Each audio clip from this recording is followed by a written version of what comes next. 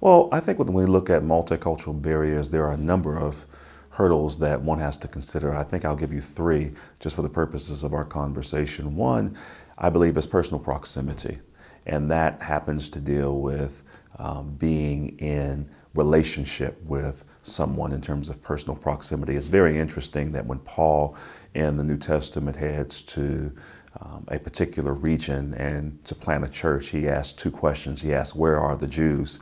And where do the Jews hang out?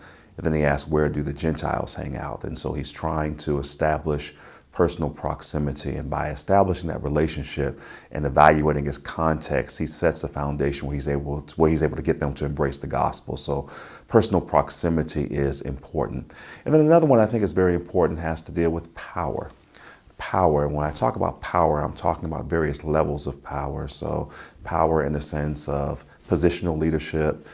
Do we have the right people in the right places at the right time? We're talking about social power in that sense, because you can't have a multi-ethnic or a multicultural church if you're not living a multicultural life.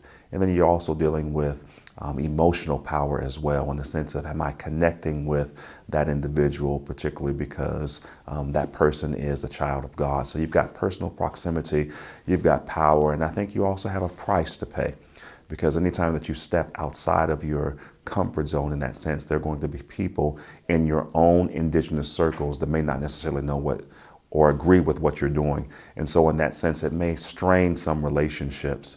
But at the same time, you have to know that those relationships and the pain that you may have to experience at a particular point in time when you actually are trying to make hurdles to multicultural churches pale in comparison to the price that Jesus Christ paid for us as sinners and us as a church in particular to be in relationship with one another. Because of Christ's blood and because of what he died for, he deserves what he paid for. And so that helps us to get over those hurdles for multicultural churches.